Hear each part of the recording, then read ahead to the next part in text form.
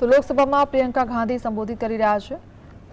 लोगों को चुन चुन कर मारते हैं, किसी के पति को अपनी पत्नी के आंखों के सामने, किसी के पिता को अपने बेटे के सामने,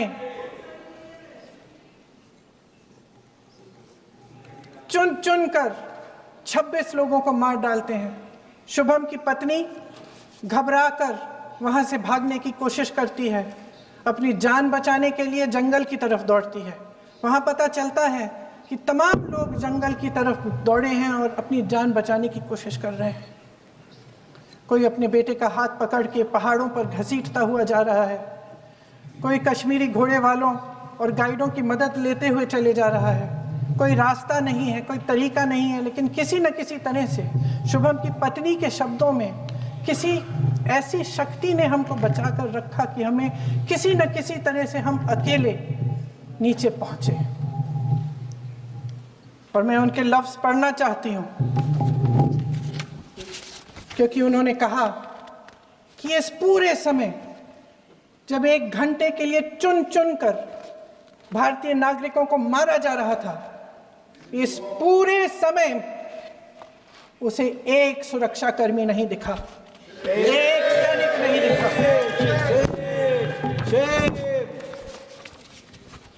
शुभम की पत्नी ने कहा, कोट, मैंने अपनी दुनिया को खत्म होते हुए देखा।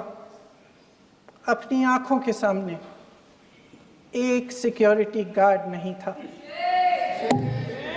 मैं ये कह सकती हूं कि देश ने, सरकार ने हमें वहां पे अनाथ छोड़ दिया था। सिक्योरिटी क्यों नहीं थी वहां पे एक सैनिक क्यों नहीं दिखा? क्या सरकार को मालूम नहीं था कि यहां रोज 1000 से 1500 पर्यटक जाते हैं? क्या सरकार को मालूम नहीं था कि यहाँ के पहुंचने के लिए जंगल के रास्ते से जाना पड़ता है? अगर कुछ हो जाएगा तो लोग वहां से निकल नहीं पाएंगे। एक चिकित्सा का इंतजाम नहीं था, फर्स्ट एड का इंतजाम नहीं था, कोई इंतजाम नहीं था, ना सुरक्षा का ना फर्स्ट एड का। इन लोगों को भगवान भरोसे छोड़ दिया गया। ये लोग वहां पे इस सरकार के भरोसे गए और इस सरकार ने उन्हें भगवान भरोसे छोड़ दिया।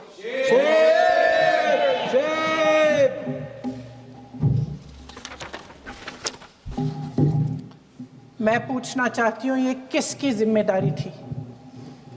इस देश के नागरिकों की सुरक्षा की जिम्मेदारी किसकी है? क्या इस देश के प्रधानमंत्री की नहीं है? क्या इस देश के गृह मंत्री की नहीं है?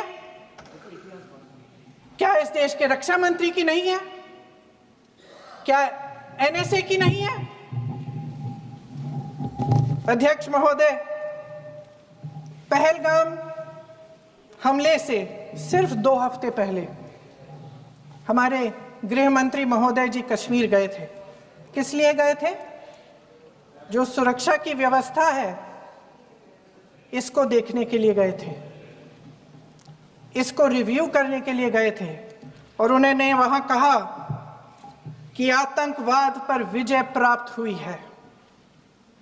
ये 2 हफ्ते पहले है। 3 महीने बाद JNK के गवर्नर साहब एक आम इंटरव्यू में ऐसे ही चलते चलते कह देते हैं कि हाँ, बैसारन वैली में बहुत लापरवाही हुई और इसके लिए मैं जिम्मेदारी लेता हूँ। ऐसे ही चलते चलते, और वो बात होती है, ख़त्म भी वहाँ होती है और वहीं ख़त्म हो जाती है। उनसे जिम्मेदारी ली भी नहीं जाती, कोई सवाल नहीं उठाता, कोई जवाब नहीं देता। अध्यक्ष महोदय, उस हमले की जिम्मेदारी एक आतंकवादी गुट जिसका नाम TRF है थोड़े दिनों बाद लेती है। कौन है ये TRF? 2019 में ये गुट बना।